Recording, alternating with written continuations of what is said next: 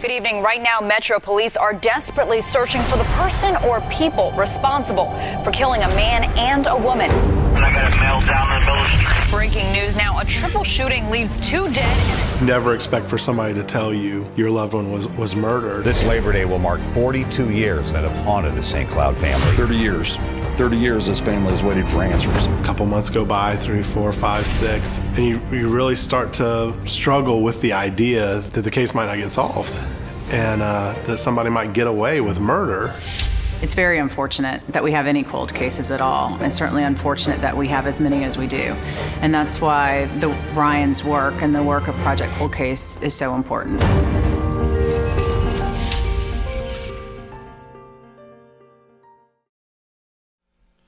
Good afternoon. Thanks for joining us today. I'm Ryan Backman, founder and executive director of Project Cold Case. Joining me today is Helen Williams, a survivor, friend of the office, come participate in some of our events and support meetings.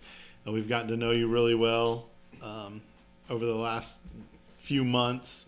But you're also very close to Frida Washington Perez here in our office, our advocate. She's the one that kind of introduced you to what we do. But you have a story. You're a survivor. You have experienced the same kind of traumatic loss that our followers have experienced, that the people that watch these Facebook Lives have experienced. Today we wanted to take a little bit of time to share your son Dorian's story. But we want to loop that back around and talk about how we cope through the holidays. We're right in the thick of holiday season right now, and that can be very difficult depending on where you are in your grieving process. I think it's always a little bit difficult, but it can sometimes be even more difficult. We've talked about it a lot in our office. We talked about it at our support meeting last month, and we've kind of come up with some things that might help people cope, might kind of help with, through the holidays. And you have some things that you have done over the years in your family that have worked for you, and some things that you may adopt that we've talked about. So let's get into it a little bit. First of all, Helen, thanks so much for joining us. Thank you for inviting me. I know this is not your normal Tuesday afternoon experience, but thank you for coming downtown, sitting with me, and talking to our watchers, the people that, like us, a lot of them have lost somebody. A lot of them are trying to navigate that journey through the grief. The holidays always seem to catch us, a little bit off guard, even as much as we try to mentally prepare. And we want to, obviously let them know that they're not alone, that we have some tips and some pointers that we want to share. And we want to utilize your experiences and kind of share with the others, so that hopefully we can offer them something this year that will make their holidays a little more pleasant, and that's the goal. But before we get into to those little tips and pointers, I want to tell our viewers, listeners, about your son, Dorian Mann. Well, on October 17th, 2017, Dorian was shot in the head. And he ended up being shot by someone who was stealing his car. And there were 2 people involved, and they both have been caught now. And how old was Dorian when he was killed? Dorian was 26. He was 26 years old. This was, we'll show some pictures here of Dorian as a little boy. How old was he there? About 2. Yeah. So when this happened, initially, you were told that there was a hit and run. Yes. Dorian was found in the road in Orange Park. Under a tree. Initial indications kind of just made the investigators believe that this was a hit and run. I think, was it Florida Highway Patrol got involved in the investigation initially? They were the initial contact. So look, we deal with a lot of hit and runs, and those are horrible. And a lot of times if you don't catch who did it or have somebody that saw who did it, they're really hard to solve. So we do work with a lot of hit and run families. But you were under that impression, and then that ended up not being the case. Obviously, he was carjacked, Right. and shot when they were stealing his car. Right.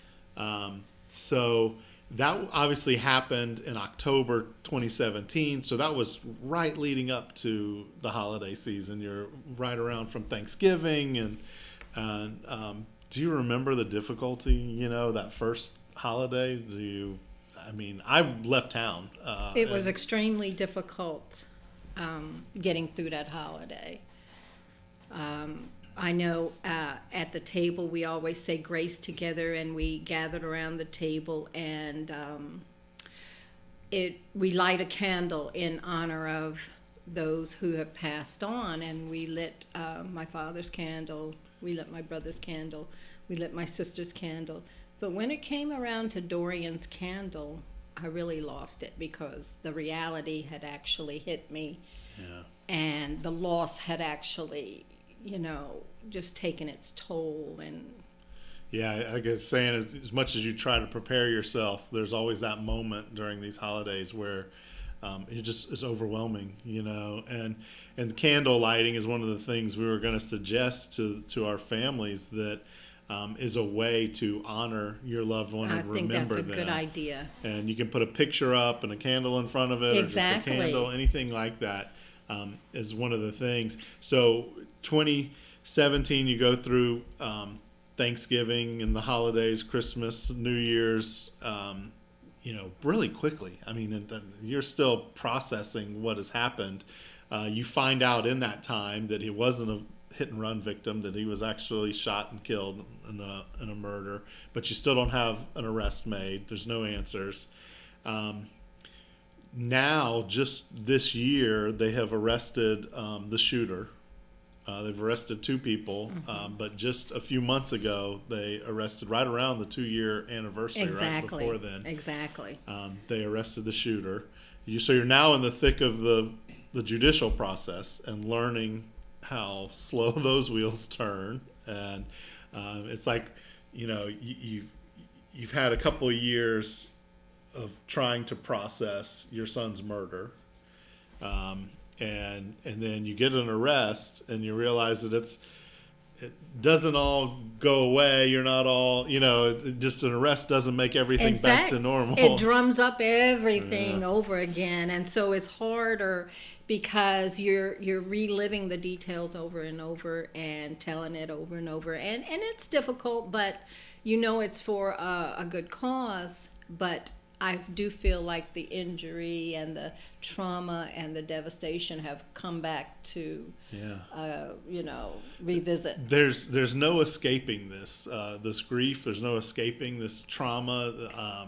When you think that you have figured out how to live with it, something comes along and triggers. And the holidays can be one of those triggers. Obviously, we're really happy that an arrest was made in Dorian's case, and we're following along. The process. Frida's escorting, going with you to the court dates, and we'll be there for you the whole way. Whether it goes to trial or a plea deal, whatever ends up happening, we're going to be with you every step of the way, and that is a different experience. It is something new that you're having to cope with now, transitioning from, unsolved to solved, but then the judicial process. And we have a short clip that was the local First Coast News did when that arrest was made. And we'll because the case is, literally right in the thick of going, starting that judicial process. We just had the arraignment, a couple months ago. You've had one court date was canceled. Then, you've only had a couple of court dates since then, but we don't want to talk too much about too many details about the case, because obviously we would never want to jeopardize, the actual prosecution of that case. But here's a little clip of the arrest being made, when the arrest was made, that will give you guys some insight, and then we'll get back to talking about kind of holiday healing. So watch this, and then we'll come back and talk more. Tonight, a woman is behind bars in Clay County facing a murder charge for the 2017 death of a Dorian man. He was killed in a carjacking in Orange Park. Jakari Anderson is charged in the murder tonight, and another person is also charged with armed carjacking in connection to the homicide. Our Shelby Danielson joins us with the details. It was nearly 2 years ago today when families on this street woke up to a startling scene with emergency vehicles up and down this road. Witnesses tell us that when they woke up, they found a man who we now know is 26-year-old Dorian man. His body was right here, partially on the roadway and partially on the grass here. Witnesses say it was initially reported as a hit and run, but they hadn't heard any commotion here to suggest that. It was later revealed that man was shot in the head and his car was stolen. 24-year-old Jakari Anderson was arrested on Monday and charged with armed carjacking and second-degree murder. 18-year-old Henry Williams was charged back in May with armed carjacking in connection to man's death. The two suspects, now behind bars, were described as accomplices and friends. The sheriff's office tells me the suspects had a criminal history related to drugs, but nothing violent, and neither appeared to commit any violent crimes since that deadly carjacking. Coming up all new at 6, we're speaking with the woman who lives in this home where man's body was found. She spoke with investigators what she has to say and why man's godmother played a big role. That's coming up. Reporting in Orange Park, Shelby Danielson, First Coast News, on your side. All right, so that was a little insight into the case. We were talking while we were watching it, talking about the tree. That was the tree that where his body was found. Mm-hmm. This was during the day, was it not? Or was he found early in the morning? He was found at 8 in the morning, 7 in the morning. So somebody getting ready for work or something walks out and finds him there. You were saying, you wish that was your tree because you go back there and you want to decorate it. Put bows on it, put some Easter egg. Yeah. And whoever lives there, I'm sorry that happened at your home, but I cherish that tree. Yeah, I mean these are the things that we do to help us cope yes. and to grieve. Yes. And so I think when people are watching, I mean, we know a lot of people that go back to the scenes where their loved ones were found and or put recovered. Flowers there normally, but I'm not allowed to put flowers there, but if it was on the street somewhere, there'd be flowers there and wreaths there and mementos there. Well, so let's transition this into the holidays coming up and some of the ways that we can cope and heal. And one of the things that we have heard over and over and over and time again when we talk to survivors, that they get anxious about the holidays and they worry about what the upcoming holidays is, that this fear that no one will mention their loved one's name, that they'll kind of ignore it and pretend it didn't happen, that they're not missing from this celebration, from this what's supposed to be a happy time. And over the years we've kind of learned that it's not malicious that people don't mention it. It's more of a false fear that it's going to hurt your feelings if they bring up Dorian's name. Mm-hmm. And they're going to remind you about something tragic and horrible. But the reality is that you wake up every day, you think about Dorian. There's not a day that goes by that I don't think about my dad at some point during the day somehow. And so nobody's going to remind us of our loved one. That's right. It's really kind of silly when you break it down to that, but you will never remind us, that we're missing our loved one. That's just not, it's we think about it all the time. It doesn't mean that we're always crying. It doesn't mean that we're always sad. We do think about happy thoughts and happy memories of our loved one. Nobody. You can dispel that rumor and that fear that you're going to offend us. We love to hear our loved one's name. We want our loved one to be remembered, especially in a good light. So don't be fearful of ever bringing up your loved ones who passed on. Exactly, and their that goes names. for all loved ones, that have passed. But particularly with homicide, murder, it's there seems to be a kind of dark cloud that because it was violent, because it's there's all these added layers of complexity to it that you shouldn't bring it up. And the reality is, sure, don't bring up the actual act that ended their life. Yes. But let's talk about memories. Let's talk about stories. Tell us a story. I mean, the stories I hear from my dad's friends, now those are beautiful truly, memories. nothing makes me smile more than hearing people that spent time with my dad talking about him. Mm-hmm. It really it does the opposite of what people fear that it's going to make me sad. It actually makes me really happy, and you're pleased that they remembered and had a good thought and a positive thought. I'm lucky that I have a number of my dad's friends that still keep in very close touch with me and with my family, and we get together on occasions and they share stories and they email me pictures, and so it's I cherish those moments, and I encourage anybody that's watching this that is going to dinner or spending some time with. Share a loving memory of your loved one as you go around the table. Let each person share a fond memory, their favorite one, a funny one, because those are the kinds of things that honor that loved one and make them come, their memories are there with you, and you appreciate that. We had a little meeting here last month, and we talked a lot about this, and we were talking about the different ways, to kind of encourage others to talk about our loved one. That was one of the ways, was to ask them to share a story. One of the other things, though, that we've kind of talked about is setting a place setting for your loved one.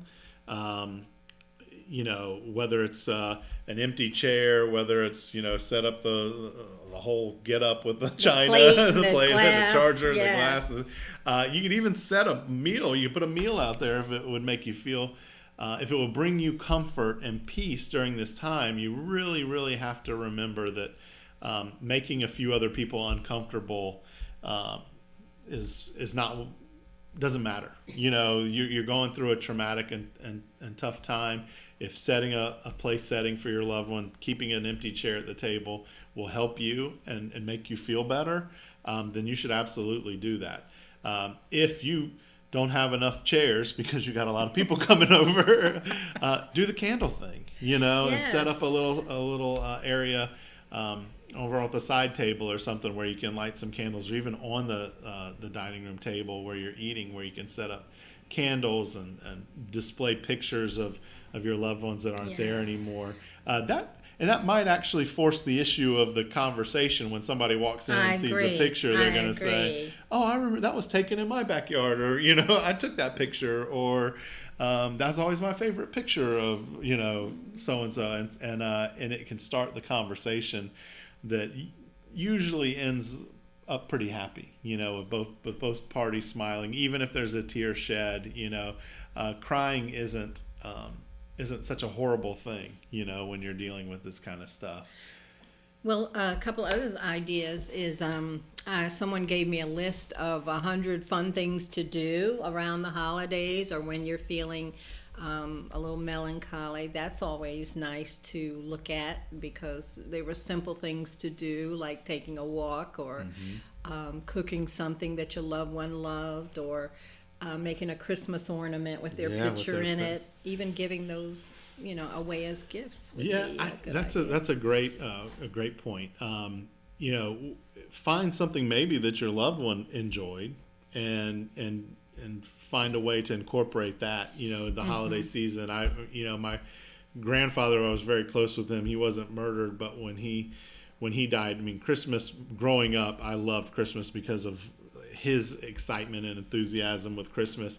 And we used to go to the symphony and listen to the holiday pops, and I would always think about him, because he just was always had the Christmas music playing, always had the biggest tree in the world, and that kind of thing, helped as I was grieving, his loss, and so, I see people doing charities, whether it's sometimes they will go to the homeless shelter and help feed the homeless, Yes. or go get the angels off the Salvation Army tree and buy gifts for children in need. Those are good ideas. Those are things that you can do in your loved one's memory as well. In the past, I've done stuff where I'll buy something that reminds me of my dad, but that is given to somebody else, and they may not ever know that there's that connection, but I'll see something and think that reminds me of my dad, or it's something he would like. And so that's why I buy that particular thing. But that's a really great idea. And taking a walk, you really need to pay attention to what you need during the holidays. And sometimes that is a little alone time, and sometimes that is some time to just reflect with yourself. And it's really, really important that you pay attention to that and give yourself that time and that space. Go for a little stroll, go sit out by the ocean, go, sit at the park bench, The beach, the movies, whatever it is that, will give you some time to reflect. If you need that, don't hesitate to take that. And I think, it can be hard to express to others what you need during the holidays. You're trying to be strong. You got all your other family there, and but people will understand. You just say, I need to take a minute. I need to go for a little walk. I'm a little bit overwhelmed right now. Can you just come sit with me? We were talking about it earlier that sometimes people stay quiet because they don't know what the right thing to say is. And in these situations, always remember that, there's really not a right thing to say. There can be the wrong thing to say. You don't want to say the wrong thing. But the expectation is not for you to fix it verbally. Exactly. There's nothing you can say that's going to change what happened. There's nothing that can be said that can make it better. That's so true. Yeah, nobody's going to fill that hole with, a saying or a cliche or, a quote.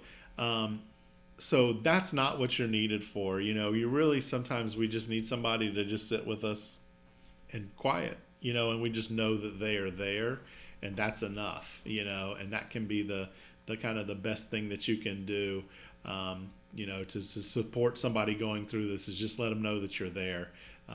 And that's all we really need while we're trying to make it through this journey of grief, is just to know that we have people there that support us, that care about us, that do remember our loved ones, that aren't afraid to bring them up in front of us. And that's kind of, enough. I mean, you're not going to fix it. Right. And we couldn't possibly expect you to fix it. No, that's definitely not the expectation. This? Yeah, let's see. I wanted to share my picture of Dorian. This is one of my favorite pictures. One of his last pictures. And then it says live, laugh, love yes. on there. And is there like a little poem It's or something? a beautiful poem. It says, "Don't grieve for me, for I am free. I'm following the path that has been laid for me. I took his hand when I heard him call. I turned my back and left it all. I could not stay another day to laugh, to love, to work or play. Tasks left undone must stay that way. I found that peace at the close of day. If my parting has left you void, then fill it with remembered joy. My life's been full, I've savored much, for I've been blessed by the Master's touch. Lift up your heart that was shared with me. God called and he has set me free. I go to my home in heaven above and leave you with my cherished love." Wow. Dorian. So you have that up at your house on display? Yes, that's in my home. Yeah, I think that's beautiful. And I think, when we find something that brings us some bit of peace and comfort while we're dealing with this grieving, I think it's important that we display it, that we have it out there, that we remind ourselves that it's, that we're okay, and that we have support.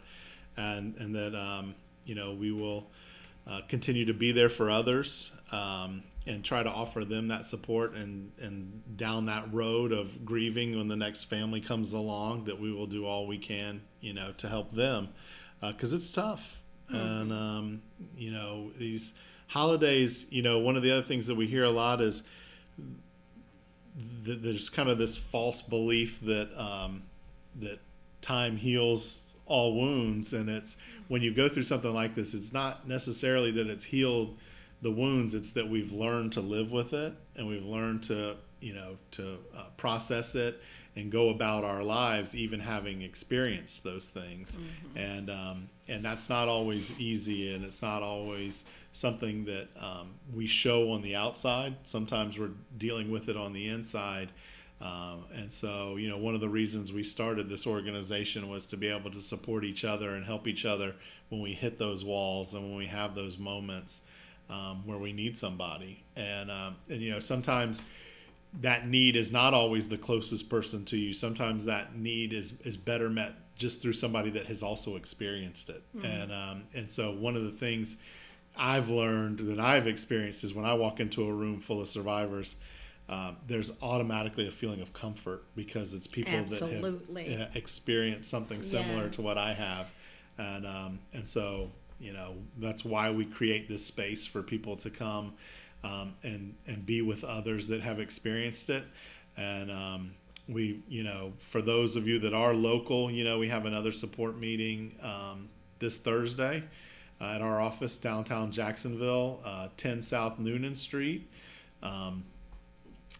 It'll be from 6 to 8 p.m. We got a little special treat for those of you that make your way downtown. We're not going to tell you what it is. But if you do come down to our meeting this week, though, we'll have a little surprise for you. And we'll have some heavy hors d'oeuvres, some food, some drinks for people, and fellowship with our fellow survivors. And we hope that you'll attend. You can attest that it's not so bad. I'd like to thank Project Cold Case for the support that I've been given, because I had no idea that this is what you all did. But through Frida and through getting to know you all, this has been comforting to me, and to meet all the other survivors. And I just want to offer them hope this year and this Christmas, because if my case can be solved, there's hope for your case. So I don't want you to give up hope. I want to my desire is to have you cling on to hope this Christmas season and this new year, the 2020 year. Cling on to hope and let that be your strength.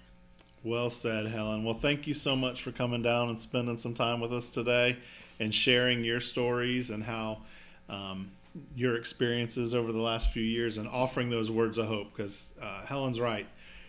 Sometimes that hope starts to fade and that light gets smaller and smaller, and sometimes that's all we have, is that hope that that our case will be resolved, that one day we'll see justice for our loved one, somebody will be held accountable. But in the meantime, and as importantly, is we support each other and we help each other through these trying times, and that's what we want to do. So please come this Thursday night if you live in and around Jacksonville to our support meeting. You can call our office if you want some more information, area code 904-525-8080. Helen, thank you again. We'll see you Thursday. Happy holidays. Happy holidays. Happy holidays. Thank you all. We'll see you next time.